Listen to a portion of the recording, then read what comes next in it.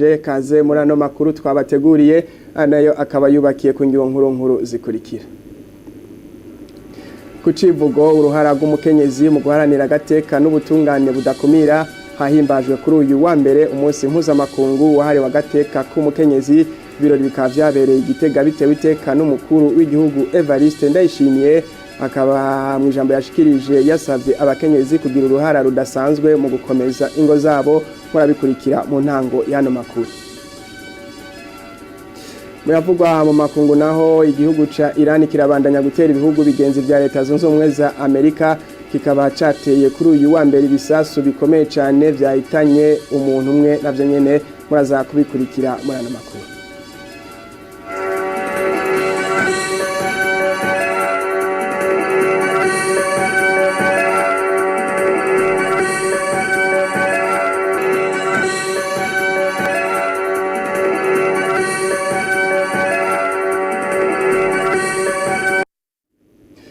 Kaze ubu naho inkuru imwe ukwayo nkaza kuba ndi kumwe na Kudra Shabani Nzeyimana asigura mu rurimi rw'ibimenyetso.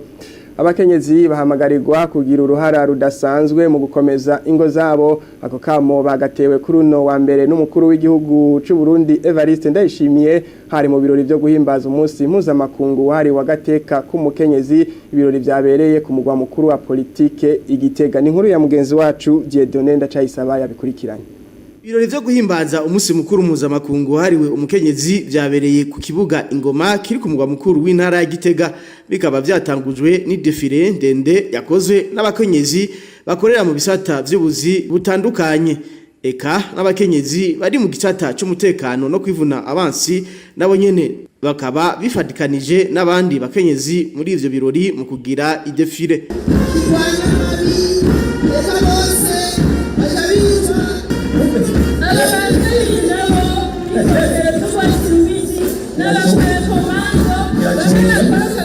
Ivyo birori rero bikaba vyari vyatewe iteka n'umukuru w'igihugu cy'u Burundi ari kumwe n'umutambukanyi wiwe icegera c'umukuru w'igihugu, umushikiranganje wa mbere, abatwara inama nkenguza amateka, abagize leta y'u Burundi, inzego zo kwivuna basi n'izumutekano hamwe n'abandi banyacubahiro. Umurisho w'ingoma w'abatimbo bo mu Gishora hamwe n'imigwi y'intambo itandukanye bakaba baryoheje ivyo birori. Kuri uwo munsi rero wahariwe umukenyezi amajambo atandukanye akaba yashikirijwe. Ni ijambo ryashikirijwe n'icegera c'uburongoye ihuriro ry'abakenyezi mu Burundi, akaba yashimiye umukuru w'igihugu kubona yaje kwifatanya n'abakenyezi, mbere acaboneraho n'akaryo ko kumukeza ku mabanga. Evariste Ndayishimiye akaba yakeje abakenyezi bose na cane abakora ibikorwa vy'ubuhizi. Akaba yamenyesheje kandi ko ubutegetsi butegerezwa gukingira agateka kazina muntu wese. Umukuru w'igihugu agira ati abantu bose barangana imbere y'amategeko,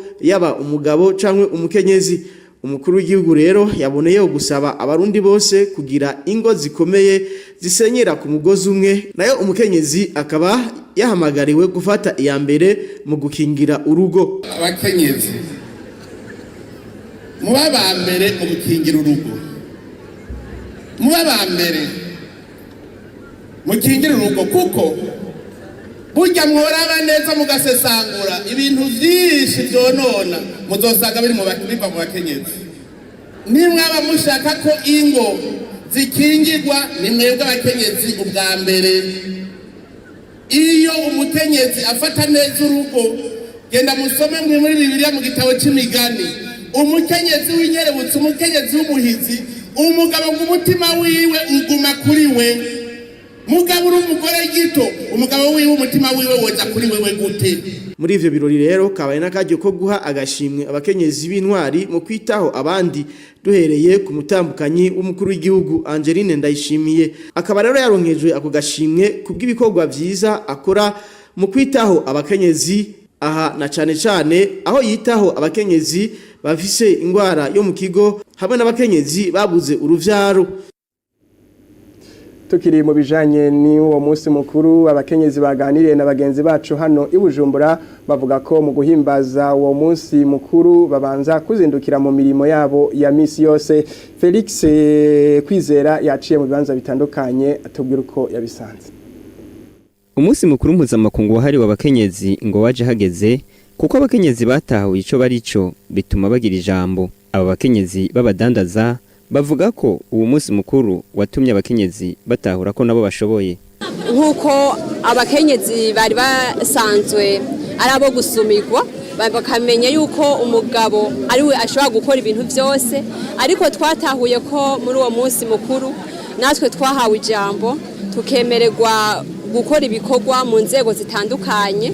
Dukeneye no kubera akarorero keza abandi bakenyezi bakavuga ati abakenyezi buno munsi barafise ijambo, barakora ibikorwa nk'uko bitegekanijwe. Sinakaranga kuko dushoboye, abakenyezi natwe dushoboye. Umukenyezi mu gateka kiwe nuko ashobora kwiteza imbere akaja hamwe n'abandi kandi akagira nico yunganiye mu muryango. Umugabo we ashima ko uwo munsi mukuru watumye umukenyezi agira agateka ku rugero rumwe nk'abagabo. Umukuru w'abakenyezi je ndawutahura nk'uko umukenyezi ahari hose ubu akwiye kugira ijambo kandi akiyumva cyo kimwe nk'uko nawe afise uburenganzira nk'ubwo umugabo, kandi no mu Burundi tugashima ko ico gihe umukenyezi nawe yageze igihe agashikirwa akagira ijambo ku isi, akiyumva ko ari umunyacyubahiro nk'abandi. Ngo nubwo uwo munsi mukuru himbazwa mu ntumbero yo kwerekana agateka k'abakenyezi, ngo hariho bamwe bawuhimbaza mu buryo butabereye ntibisunga akaranga k'umukenyezi mu rugo.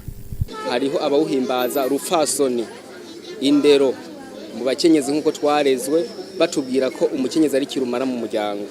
Nkabona ko hariho abawuhimbaza mu buryo bwo gushaka ko abagabo bategekwa nabo bakenyezi, n'abandi bawuhimbaza nk'uko batwigishije hanye n'icubahiro mukuru w'igihugu avuga ko umukenyezi wese ashoboye mu mabanga yose. Hariho abashoboye kuwuhimbaza bubahirije inyungu z'umuryango, n'abawuhimbaza bubahirije inyungu zo mu gahinga, gushimisha abagenzi babo b'abakenyezi no gushimisha uwo munsi mukuru wonyene batitaye ku nyungu za misi yose canke ngo bite ku muryango. Nayo kubavuga ko uwo munsi mukuru utuma abakenyezi barengera abagabo babo, abo twayaze barabihinyuza bakavuga ko n'imbere yuko baja kwidagadura babanza gukora ibikorwa byo mu rugo n'ibindi byo kwiteza imbere. Umunsi mukuru mu by'ukuri turawidagaduramwe mugabo ntiduhera mu gatondo turiko turidagadura uwo munsi mukuru kandi dufise ibibondo bitegerezwa gufungura. Kubera uwo munsi mukuru tugira ibyo bishakira ngo kubera ari umunsi mukuru w'abagore oya ibyo nibibaho. Agenda twawimbaza neza mugabo sikuvuga ngo cuma umugabo itegeko kubera ari umunsi mukuru w'abagore nibibaho. Uko nukubura kubaha umugabo. Twabamenyesha ko umunsi mpuzamakungu wahariwe abakenyezi wahimbajwe ku nshuro ya mbere ku igenekerezo rya 8 Ntwarante mu mwaka w'1911. Inyuma rero y'ibirori byo guhimbaza uwo munsi mukuru bagenzi bacu baciye mu bice bitandukanye kandi hano i Bujumbura aho basanze abakenyezi bariko bahimbaza uwo munsi mpuzamakungu wabahariwe, bakaba bamenyesheje ko bahimbawe n'uwo munsi ndetse hari n'abagabo bari baje gushigikira abakenyezi babo. Rino Bigirimana abituyagire.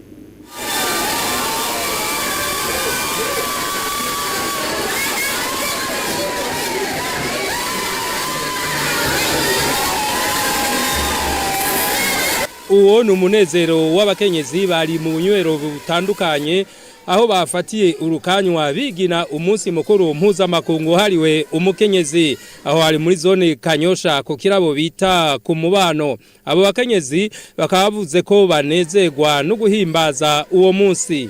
Kuri no munsi niyumva neza, numva ndyohewe, turanezerewe cyane.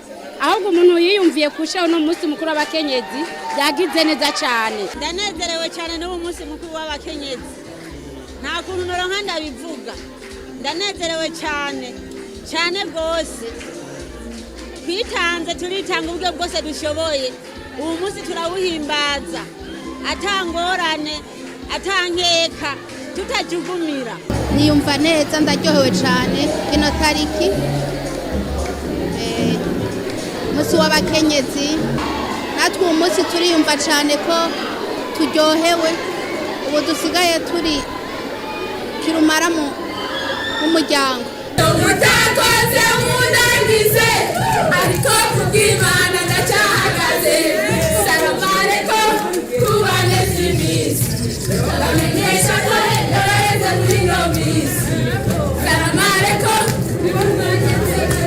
no muri zone Kinindo kwikirabo aho bita kwa Gerare abakenyezi bo mu mashirahamwe atandukanye baje kuhahimbarirwa basangira urukanywa n'ibifungurwa. Kuri uno munsi mukuru rero hariwe umukenyezi hari n'abagabo bari baje gushigikira abakenyezi babo. Izigirwa zikiremesha mu muryango oyajewe sishaki yo bamikara oyajewe sishaki yo bamikara. Muyandi makuru twabateguriye umunyamabanga mukuru w'umugambwe CNDD-FDD Reverend Kuriyo arabandanya kugendera makomine atandukanye y'igihugu kuri no wa mbere akaba yari muri komine ya Rutana iri mu ntara ya Burunga kabaye rero akaryo ku ndongozi zo muri iyo komine ko kuronswa impanuro zijanye no guca make kugira bagire amahoro y'umutima baronse kandi n'inyigisho zo gushira Imana imbere hamwe n'ibindi. Ni nkuru ya Egide Irakoze. Umunyamabanga mukuru w'umugambwe CNDD-FDD Reverend Kuriyo yakurikiye bimwe mu vyaranguwe n'umugambwe muri komine Rutana mu misi ijana. Komine ya Rutana ikaba itasigaye inyuma mu kugwiza igiterwa civoka ku mitumba itandukanye igize iyo komine, baragwiza kandi n'igiterwa c'ikawa, baratera n'ibiti mu ntumbero yo gukingira ibidukikije. Muri iyo komine kandi bariyumviriye ico tuma abene gihugu bagana ku mura kazoza, aho mu vya mbere bariko barihutira harimwo kugwanya nyakatsi, aho uno munsi rero ibice 90% bamaze gusakaza amabati, barakora n'ibindi bikorwa vy'urukundo nko gufasha imfuvyi n'ibindi. Igice cya kabiri cico kiganiro cari kijanye n'impanuro n'inyigisho zatanzwe na Emery Landry Nyandwi, umunyamabanga ntunganya w'isata mu vyajejwe harimwo inyigisho z'akarangamutima, aho yasavye rero abagumyabanga guca make bakavuga amajambo akenewe, bakamenya aho bavugira n'abo babwira kuko ari vyo bitanga amahoro y'umutima. Yabasavye kandi gukomeza indero y'abana kuko kazoza k'igihugu gafatiye canke kazova kuco bariko bagira abana babo uno munsi. Igice cakurikiye cari c'inyigisho z'umukozi w'Imana zari zifatiye ku gushira Imana imbere hamwe n'uburongozi busuku. Afashe ijambo umunyamabanga mukuru w'umugambwe CNDD-FDD Reverend Kuriyo yasavye abagumyabanga gukomeza ubumwe ntibasamare baje ku bikorwa vy'iterambere, aho yavuze ko ubumwe arizo nguvu zabo. Twarabonye ko turi umwe, ubu rero umoja ni nguvu, turi hamwe ni nguvu zidasanzwe. Tuje ku kivi capa kazi amabavu ngaha, hariho generation urungano tiza kwitanga kugira igihugu gihinduke. Murabona amahoro yo mu Burundi, umutekano, hari abantu bitanze. Iki gihugu tubango gitera imbere, ntigitera imbere hari abantu bicaye. Nta cyagusa kibaho, ntihagenda kimwe, ntihagenda rumwe Imana yavumye, twiyemere. Yagarutse no ku ndongozi aho azisaba kubera urumuri abandi bagateza imbere ibitegwa njabukamazi, kuko bose bagiye ku kivi bazohangana n'ibibazo bitandukanye vyibonekeza bikenera amafaranga y'agaciro. Ntiyibagiye guhimiriza abagumyabanga kuvyara abana bashobora kurera, kuko iryo terambere bifuza batorishikako abantu bagumye bagwirirana ku murindi bariko.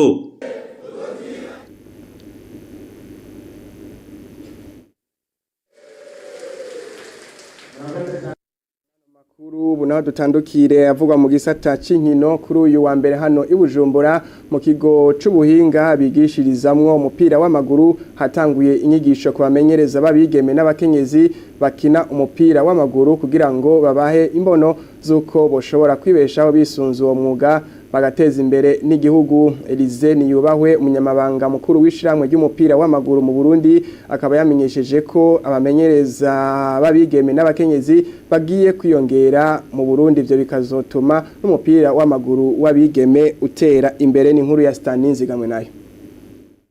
Izo nyigisho zatunganijwe n'ishiramwe ry'umupira w'amaguru mu Burundi kubigeme n'abakenyezi bagiye kumenyereza imigwi ngo zije guteza imbere umupira w'amaguru w'abigeme, ngo narirya igitigiri c'abamenyereza babigeme ari gito. Henshi imigwi y'umupira w'amaguru w'abigeme ikaba imenyerezwa n'abagabo. Umuhinga ajejwe igisata c'inyigisho mu ishiramwe ry'umupira w'amaguru mu Burundi Daniela Niyibimenya amenyesha ko izo nyigisho zizofasha abo bamenyereza gutunganya neza imyimenyerezo kugira ngo baheze bamenye ingene bashikana imigwi yabo mu rukino. Iyi nyigisho tugiye dutanga ariyo grassroots yerekeye abana b'imyaka 6 gushika kuri 12 ariko kubera tuzi yuko bagiye gukoresha abana barenze iyo myaka navyone tuzobacishirizamo tubereke gene mu kibuga umuntu ashobora gutegura umwimenyerezo kugira ashobore gushikana ekipi yiwe mu rukino. Nayo Berize Akimana arongoye igisata c'umupira w'amaguru w'abakenyezi mu ishiramwe ry'umupira w'amaguru mu Burundi aravuga akarusho k'izo nyigisho ku gihugu eka mbere no kubamenyereza ubwabo. Akarusho bigiye kuzozanira igihugu murabibona n'abari basanzwe bariko baramenyereza bariko barakura. Iyo bariko barakura habaho abari bato bazobasimbura abazobona babishoboye tunabahimirize kuko ni kuneza yiwabo bizobafasha n'umwuga bizotume batera imbere bavuge bati mu mupira w'amaguru turafise ico twahakuye. Elize Niyubahwe umunyamabanga mukuru w'ishiramwe ry'umupira w'amaguru mu Burundi nawe akaba yamenyesheje intumbero yatumye batunganya izo nyigisho kubamenyereza babigeme n'abakenyezi. Intumbero ya zino nyigisho no kugira ngo dushobore kuronka abamenyereza babigeme n'abakenyezi benshi. Tugiye kuraba cyangwa mugiye kuraba imigwi isanzwe hari na cyane cyane iyo abigeme usanga ata bigeme cyangwa abakenyezi benshi bariyo bamenyereza iyo migwi. Rero ishiramwe ry'umupira w'amaguru mu Burundi rimaze kubona yuko hari agahaze muri ico gisata ryahavuye rero ryiyumvira uwo mugambi wo kwigisha abo bigeme n'abakenyezi kugira ngo baze bagira ubwo bumenyi bashobore kubujana mu migwi itandukanye na cyane cyane iya bigeme kuko hajya hari abigeme bamwe iyo bamenyerezwa n'abakenyezi canke abigeme bagenzi babo babiyumvamo cyane gusumbya yuko baba bamenyerezwa n'abagabo. Mwomenya ko izo nyigisho z'imisi 5 ziriko zironswa abakenyezi n'abigeme bagera kuri 30 zikaba zishigikiwe n'ishiramwe ry'umupira w'amaguru ku isi FIFA. Ubu naho tubabwire makuru yaranze inkino mu ndwi irangiye aho tugaruka ku ikarashishi ryatunganijwe n'umutambukanyi w'umukuru w'igihugu mu ndwi irangiye hamwe n'inkino za nyuma mu ihiganwa rya volleyball ni nkuru ya Adele Harerimana.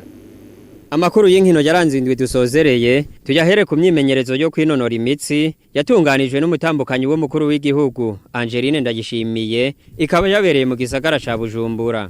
Barongowe na buramatari w'intara ya Gitega Riboire Bigirimana abanywanyi ba Club Sportif abasangira rugendo barifadikanije n'abanywanyi ba Club Pazapa Bien-être pour tous mu myimenyerezo yo kwinonora imitsi batanguriye muri quartier Nyabagere aho bita ku matafari baja bukuruzi ntahangwa barabandanya ku musozi Sororezo bashika ku bumwe ahaciye habera imyimenyerezo ngorora mubiri. Aho nyene kandi hakaba hariho n'umugwi w'abaganga bafasha abavyifuza kwipimisha indwara z'ivumbuka ry'umurindi w'amaraso be n'igisukari. Angeline Ndayishimiye akaba yavuze ko imyimenyerezo nk'iyo ikomeza urukundo umuvukano n'amagara meza. Iki gikorwa cyo kwinonora imitsi twarababwiye yuko kizana amahoro mu mutima kikazana urukundo kikazana n'ubumwe. Ndashimira n'umwe muri twebwe yabigaragaje ku mugaragaro yagize akigoro arabishira no mu nyandiko yanditse ngo siporo urukundo. Muri iyi ndwi irangiye kandi haratunganijwe inkino zaranze ibirori byo guhimbaza umunsi wahariwe inkino imico n'akaranga byabereye mu ikambi y'igipolisi kijejwe gucungera inzego gapi imikangara y'abapolisi bari mu myimenyerezo mu mugwi wa 15 bakaba barakinye inkino zitandukanye zigizwe n'umupira w'amaguru gusiganwa mu kwiruka umupira w'amaboko volleyball na basketball urukino rw'utugenegene n'ubunonotsi hamwe n'urukino rwo guterana ibipfunsi bita box.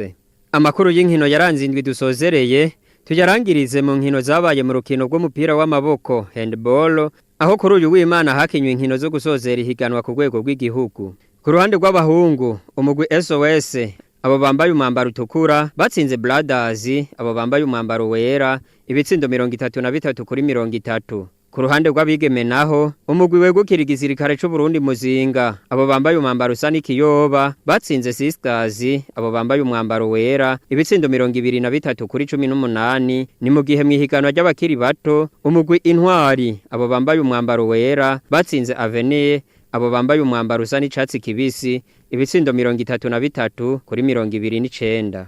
Intwari SOS na Muzinga niyo migwi yatahukanye ibikombe aho baciye baronka uburenganzira bwo kuzoserukira igihugu mu nkino mpuzamakungu zo ku mugabane wa Afrika zitegekanijwe kuzobera mu gihugu ca Misiri mu Misiri imbere. Dutandukire avugwa mu makungu mu gihugu ca Irani Mujtaba Khamenei yarayagenywe gusubirira se ngo yarasanzwe afitaniye imigenderanire myiza n'inzego z'umutekano akaba kandi n'inzobere mu vya politike ibijanye rero n'uwariwe uwo Mujtaba Khamenei twabiteguriwe na Eliane Manirambona. Mujtaba Khamenei umuhungu wa Ali Khamenei yagenywe ngo asubirire ivyo bikaba byatangajwe kumbonesha kure nkuru y'igihugu ca Iran.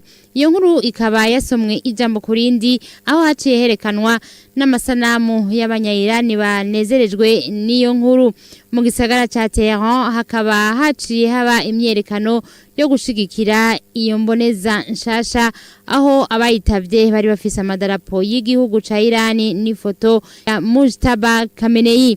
Nawe rero akaba atari bwigere haboneka kuva hose asubiriye agandaguriwe hari tariki 28 ruhuhuma uno mwaka. Mujtaba Khamenei akaba ari umuhungu agira kabiri wa Ali Khamenei akaba rero afatwa nk'umuntu afise ijunja mu muhari ushigikiye ivyumviro vya Islam. Ku myaka 56 y'amavuka ngo ntarigera aronswa amabanga mu ntwaro ariko ngo ninzobere mu vya politike kuko yaramaze imyaka igera kuri 30 akorera impande ya se. Uyu mushakashatsi wo mu kigo cyo mu karere ka Middle East avuga ko igenwa rya Mujtaba Khamenei yerekana ko intwari gumye ari yayindi ati n'ikimenyetso ko intambara igiye kubandanya kandi abashigikiye ndwano bavuga ko bafise n'ubuhinga bwa politike bagiye gukoresha. Ibyo rero ngo vyategerezwa gutera umutima uhagaze Leta Zunze Ubumwe za Amerika. Mujtaba Khamenei akaba yari yegereye cyane inzego z'umutekano. Yarasanzwe afitaniye kandi n'imigenderanire n'umuhari ushigikiye intwaro ya se wiwe Ali Khamenei. N'umuhari na Basiji basanzwe bagwanya cyane imigumuko y'abiyamiriza ubutegetsi muri Irani aho nukubica babica. Inyuma rero yigenwa yiwe igihugu ca Irani cyaciye gitangura gutera amabombe mu gihugu ca Israel. Ayo nayo hakaba yari yanditse ko izina rya Mujtaba Khamenei nkuko amasanamu yaciye kumbonesha kure y'igihugu ca Irani yavyerekanye. Turangirize aho nyene mu gihugu ca Iran aho ico gihugu kibandanya gutera ibihugu bigenzi vya Leta Zunze Ubumwe za Amerika kikaba cateye kuri uyu wa mbere ibisasu bikomeye cyane aho vyahitanye umuntu umwe no buni nkuru twateguriwe na Eliane Manirambona. Igihugu ca Iran kirabandanya gutera ibihugu bigenzi vya Leta Zunze Ubumwe za Amerika aho ni mugihe muri Israel baraye bateye umuntu umwe aritaba Imana. Ivyo bitero bikaba bibandanya no mu bihugu vyo mu kigobe c'Abarabu.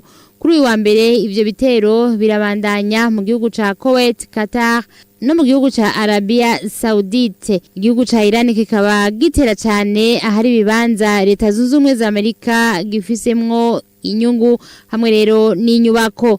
Muri Israel rero abantu babayeho mu bwoba kuko baguma bagabishwa ku bitero bishobora kuba umwanya n'umwanya. Ibitero bitandukanye vyahitanye rero umuntu umwe hundi nawe arakomereka cyane. Abo bantu ko ari babiri rero bakaba bahitanywe n'ibisasu vyazananye muri Irani bikavugwa ko ari ibisasu bikomakomeye cyane. Ningaha rero dusozereye ano makuru twari twabateguriye mwakoze mwebwe mwese mwakurikiranye mubandanye muryoherwa n'ibiganiro mushikirizwa na televiziyo y'igihugu.